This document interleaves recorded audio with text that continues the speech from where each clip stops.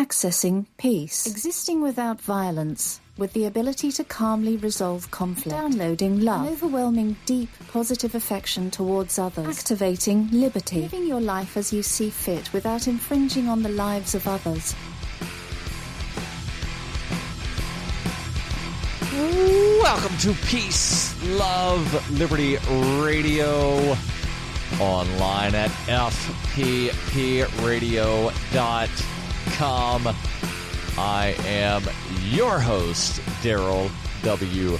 Perry, the Liberty Penguin, the Wombat, the uncut cocaine of libertarianism. And yes, you're getting this episode early. I know it comes out on Fridays, but normally it's midday on Friday. This is going to be coming out really early on Friday, possibly late on Thursday, depending on how long it takes me to wind up, doing the edits and the uploads. Not that there's a lot of editing that gets done because it gets recorded live.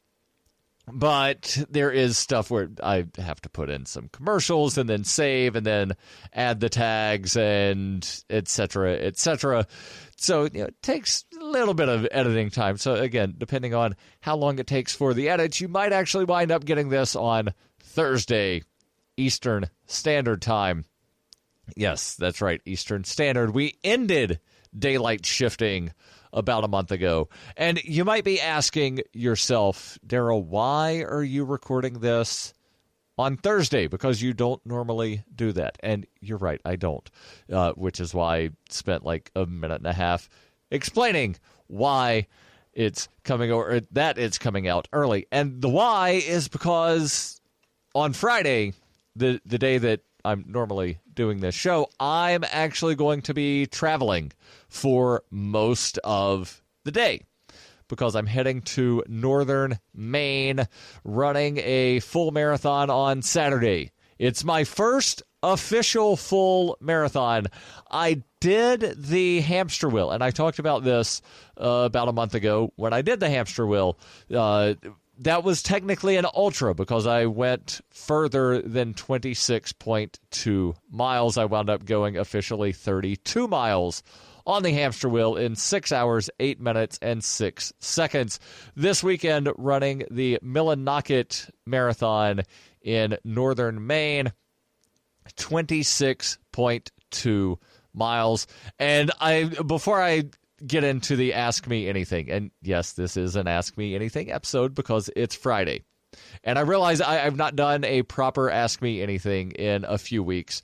And that's because I wanted to, do some of a best of for a couple of weeks leading into episode 500. And hopefully you enjoyed episode 500. I really like doing the fictional episodes. So send me your feedback if you enjoy those fictional episodes at fppradio.com. And actually, you can type whatever you want to before the at for at fppradio.com. Those will come to me because I've got the thing set up to where anything at fppradio.com gets forwarded. But yeah, running the marathon on Saturday in Millinocket, Maine. And again, want to thank everybody that contributed to the fundraisers that I was doing to raise funds for the library there in Millinocket. And if you're not familiar with Millinocket, and Monday's episode is going to be very heavy on a preview of the race. Yes, I realize that after I run the race, I'm going to have some preview of the race because I'm taking my digital recorder with me, plan on talking to some of the locals, hopefully get a brief word with the organizer of the race and a couple of the runners for the race beforehand. And then, of course, I'll have my thoughts after the race as well. So Monday will be pretty heavy of a recap of the weekend. But Millinocket is, or used to be, a mill town in northern Maine. And the paper mills shut down a few years ago. And there were still some people, from what I heard of some various podcasts that I was listening to about the race last year, there were some people in town thinking, no, somebody's going to come in and buy the mill, and they're going to reopen the paper mill, and everybody's going to have jobs again. And then the smokestacks at the paper mill came down. And that's when it started to hit people of, yeah, that mill's not reopening.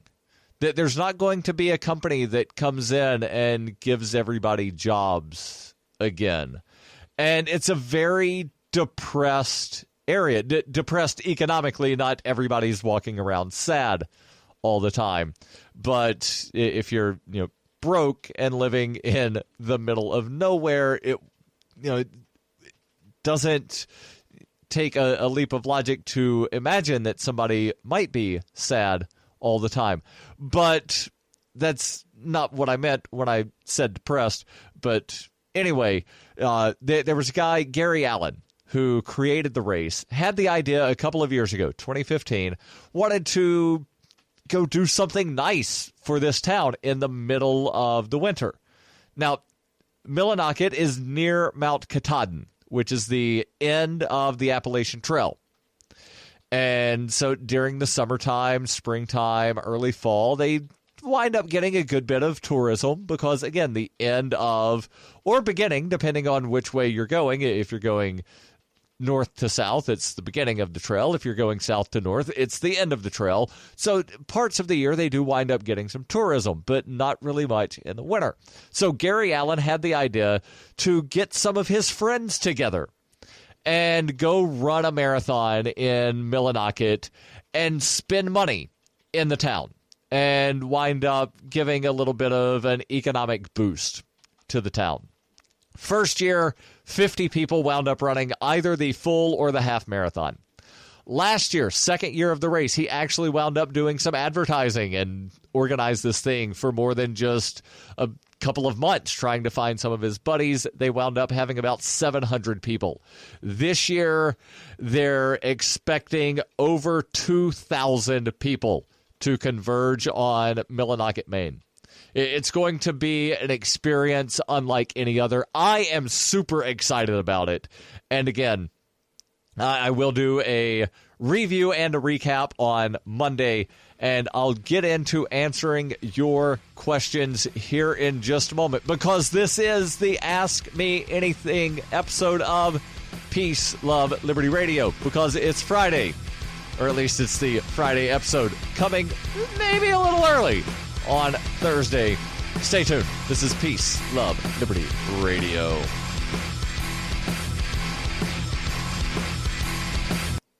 You can support FPP Radio by shopping online. Whether you're looking for precious metals, bitcoins, or books, you'll find that and more at shop.fppradio.com. Every purchase you make from one of my affiliates, like Namecheap, Spendabit, and Amazon at shop.fppradio.com helps fund FPP Radio. Or you can shop directly from FPP with Bitcoin in the Bitcoin store. That's shop.fppradio.com. The Doublespeak Dictionary by Leslie Starr O'Hara satirizes the marked difference between the ideal of we the people and the reality of we the elite, while offering an insightful glimpse into the clockworks of the totalitarian mind. Ever irreverent but never irrelevant, the Doublespeak Dictionary serves as a subversive and humorous but timely reminder that the emperor has no clothes. The Doublespeak Dictionary is available from Amazon.com and all major bookstores. You're listening to Peace, Love, Liberty Radio with Darryl W. Perry, online at fppradio.com. Before I answer your questions, I've got one for you. Are you an advocate of free market money? Do you promote Bitcoin as an alternative in a fiat-centric world? If so, you need Spendabit in your arsenal. Spendabit is the search engine for things you can buy with Bitcoin. Spendabit aggregates millions of products from thousands of Bitcoin-enabled merchants. Keep your money in the free economy. Spend a bit. Use my affiliate link, spendabit.fppradio.com. And if you're a cryptocurrency accepting merchant, ask about their merchant suite to reach even more customers. That's spendabit.fppradio.com. Spendabit.fppradio.com. So jumping into the questions. The first question comes from a fan of the show, Mr. Dunker. He says, do you like the new Taylor Swift album, Reputation? And he knows that I'm a big fan of Taylor Swift, and he actually gifted me a copy of the CD. And I have to say, I love it. I know that there were some people that right after the, the first video or the first single of the album came out, there were a lot of people that were, giving Taylor Swift some flack, saying, it comes off as whiny. But if you listen to the entire album, and really, that seems to be something that doesn't really happen anymore, to where people listen to an entire album the whole way through from start to finish, where I realize some people might download an entire album, but then in their iPod or iPad or smartphone or media player, whatever it is, they hit the shuffle button. And then you're not hearing the songs arranged in the order that the artist and their management company and producers, etc., arranged the songs. It would be akin to if you watched a movie and all of the scenes were different chapters, and you just pressed shuffle. And then you watch The Matrix completely out of order. It's a completely different experience than if you watch The Matrix the way the editors and the producers and the directors wanted The Matrix to be viewed. If you wound up, and I thought that this was an absolutely terrible movie, but a lot of people love it, Pulp Fiction, to where that movie is not chronological. It's almost like Quentin Tarantino hit shuffle on the various chapters. Now, that's how he wanted you to see the film, but if you watch that in chronological order, you don't wind up having the experience and the feelings and the emotions that Quentin Tarantino wants you to have. So if you just listen to this single or that single from any album, not just a Taylor Swift album, but from any album, if you just listen to one or two songs standalone, you're probably not feeling the emotions that the artist wanted you to feel. Well, with that said, I have to say I've listened to the album several times. It's part of a playlist that I have that I listen to as I'm falling asleep. And yeah, I'm a big fan of Taylor Swift, and I really like this album. So yeah, if you have a chance to listen to the entire album, do it, and listen in the order that it is. Next question, and the way this email was sent doesn't make a lot of sense, but it will make more sense once I explain. So the email just says, Land Grab Antiquities Act, local or federal control, the real control difference. Now, again, I realize that doesn't make a lot of sense, but it came in from somebody that's close to me. They actually gave me a phone call and asked, and I was busy at the time, and I said, shoot me an email, and I'll delve into it on the podcast. So the question has to do with the executive order that was signed earlier in the week by President Trump, to where he actually wound up shrinking a couple of national monuments. And there are questions about the American Antiquities Act. What is it? Does it go too far? Who should really control the land? And, well, I've got some info about the Antiquities Act, as well as an editorial from the Salt Lake Tribune. Actually, it's commentary, not entirely positive if this is from the No, this is not an editorial from the newspaper. This is from the president of the Public Lands Council. So I'll delve into that as well. So from the National Park Service, what is the American Antiquities Act of 1906? It was the first law to establish that archaeological sites on public lands are important public resources. It obligates federal agencies that manage the public lands to preserve for present and future generations the historic, scientific, commemorative, and cultural values of the archaeological and historical sites and structures on the lands. It also authorizes the president to protect landmarks, structures, and objects of historic or scientific interest by designating them as national monuments. In other words, and there's definitely more to this, but in other words, if George Washington actually did eat breakfast at that dinner table at some really old place in Virginia, or if Paul Revere drank a beer at some place in Boston, the federal government could come in and say, this is a national monument. We now own this table. We now own this bar stool. We now own this fill in the blank. It is ours and ours to use as we see fit. It is no longer allowed for private ownership or private usage. It is public land, and we, the federal government, know best, and we shall control this land. But again, that's one view of how things should operate. The question is, should that be the way that it is done? And again, there's more about the National Antiquities Act, what President Trump did, plus that commentary about time to put limits on the Antiquities Act. Stay tuned. This is Peace, Love, Liberty Radio, online at fppradio.com.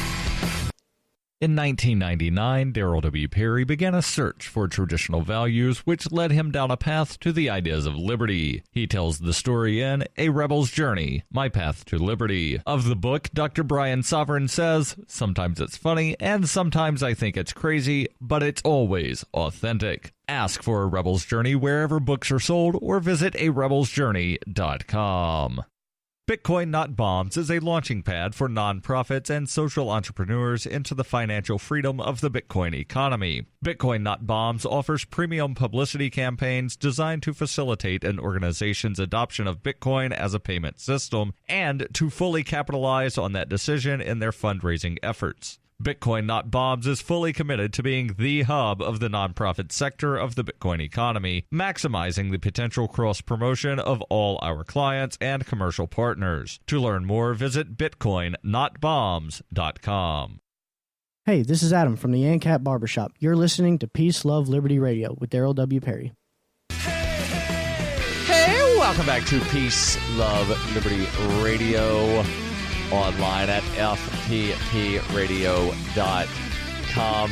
Speaking of things that are of value and history and things that have historically held value, let's talk about precious metals for a moment. Gold, silver, platinum, palladium. Where can you get your hands on some of those? Well, Roberts & Roberts Brokerage is the source that I recommend. They've been around since 1977. That's over 40 years. They've been a trusted source for buying and selling precious metals. Again, gold, silver, platinum, palladium, and they're Bitcoin preferred. Not sure if you've looked at the price lately, but it's up. Was over $17,000 for one Bitcoin earlier today. That's up quite a bit from where it was 1 year ago. Roberts & Roberts, they're Bitcoin preferred. That means they want to take your Bitcoins and then they'll give you value for value by giving you gold and silver. And they're so in on Bitcoin and cryptocurrencies that they have permanently removed the minimum purchase amount for all orders paid in the digital currency. So call Roberts & Roberts Brokerage today for knowledgeable advice on buying and selling precious metals and a forward-thinking approach to new technologies. 800-874-9760. That's 800-874-9760, or visit online at rrbi.co. That's RRBI, as in Roberts & Roberts Brokerage Incorporated, rrbi.co. A little bit more about the Antiquities Act, and then I'll get into that commentary of the claim that it's time to put limits on the Antiquities Act. And again, that's because there was the question came in asking about the Antiquities Act and who should control the land. Should it be the federal government? Should it be the state government? Should it be private individuals? Can private individuals protect land better than a government entity can? So again, the National Park Service says the Antiquities Act of 1906 allowed the federal government to take ownership of things that had archaeological, historical, scientific, commemorative, or cultural value.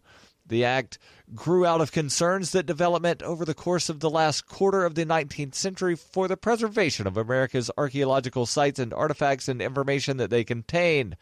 National and regional educators and scientists, including those involved in the development, or rather the developing profession of archaeology, joined together in a movement to safeguard sites on public lands being endangered by haphazard digging and purposeful commercial artifact looting.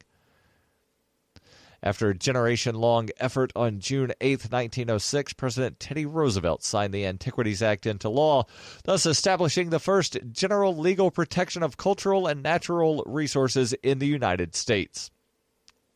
There's a little bit more written here, but basically the thought by some is that only governments can protect these lands the way that lands should be protected. Now, there are questions, and this is something that everybody is going to answer differently for themselves, but there are questions about whether or not certain pieces of land should be set aside as basically spaces that no one is allowed to do anything of real value with. Now, is that to say that having a park serves no value? No, that's not what I'm saying at all. But some of these parks and some of these lands where, especially in a lot of the western states where the federal government claims ownership over 40, 50, 60, 70, 80, 85% or more of the state, federal government claims to own that, and they say you are not allowed to do things here. You can come and you can look, you can hike, you can camp, maybe, and that's it. Nobody can build houses here. Now, some of those lands are terrain where nobody could build a house or nobody could build a permanent dwelling structure. Maybe it's only good for having a big giant park, but shouldn't that be up to the local people to decide? Why is it that a group of men and women in Washington, D.C., several thousand miles away from Utah, get to decide what is best for people of Utah? Why is it that, and really it's one man, it's the President of the United States that gets to decide to expand or reduce the size of a national monument? Now, national monuments and national parks, two different things. A lot of people conflate the two. But again, he signed that executive order claiming to give back to Utah some of the land that belongs to Utah, something along those lines. But again, should the land belong to the government of the state of Utah, or should it be available for private ownership? Should, say, the Friends of the Zion National Monuments be allowed to buy Zion National Park? Should the Friends of the Audubon Society be allowed to buy up some land? Should Friends of the American Bison, and I don't know if that actually exists, but let's say for sake of argument that it does, should the Friends of the American Bison be allowed to buy a large swath of Yellowstone Park and have it be a nature preserve for the American bison? I say yes. But, again, other people disagree. Stay tuned. There's more here on Peace, Love, Liberty Radio.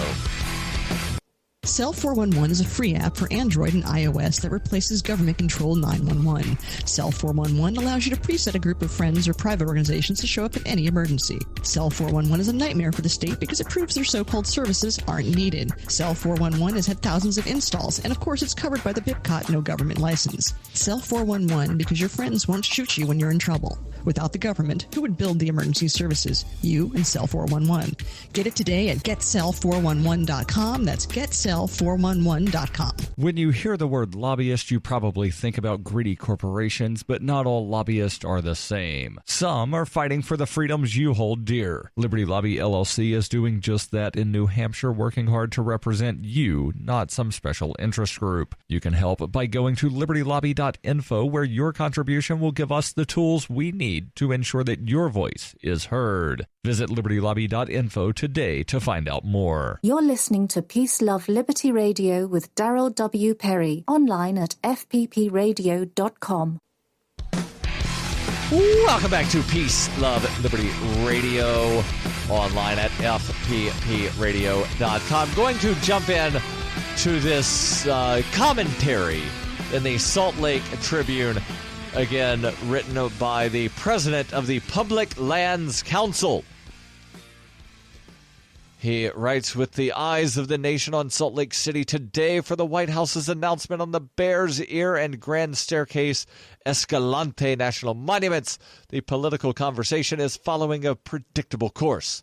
Whether they lament the undoing of President Obama's environmental legacy or discuss the Trump administration's new approach to federal land management, most narratives share a common theme: examining how presidents past and present have wielded the unchecked power granted to them under the Antiquities Act. The impacts to local communities are treated as nothing more than a footnote. The conversation about the political ramifications is certainly worth having, but in our rush to catalog the impacts and pontificate on the motives, we're missing a chance to have a more critical debate about the process the federal government follows when designating monuments. Most Westerners think of federal processes in terms of the National Environmental Policy Act, or NEPA for short. NEPA evaluation is the beginning and end of seemingly every land use conversation.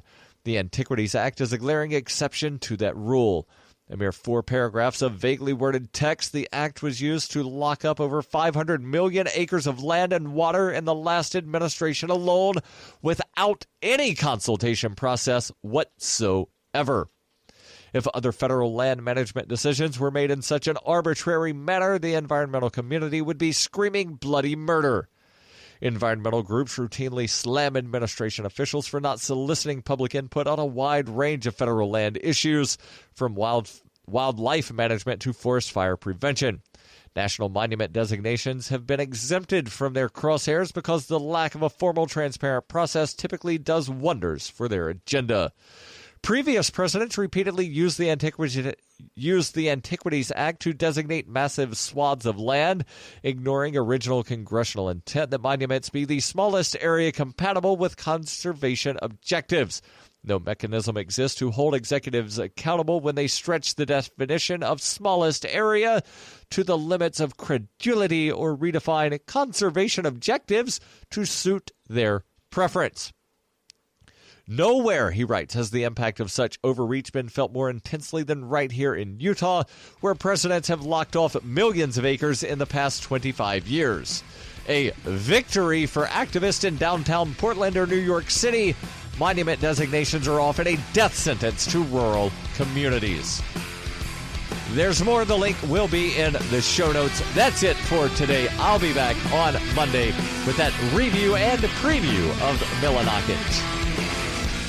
The podcasts of FPP Radio are licensed under Copy Heart. We believe that copying is a form of flattery and do not abide by the copyright laws. Those laws serve to restrict the flow of ideas which no one can really own. Copying is an act of love. Love is not subject to law. If you enjoy the show, consider joining the Fans program and get perks like ad-free versions of Peace, Love, Liberty Radio and FPP Radio News, and also get a copy of the monthly newspaper FPP News. To learn more or to join the Fans program, visit fans.fppradio.com.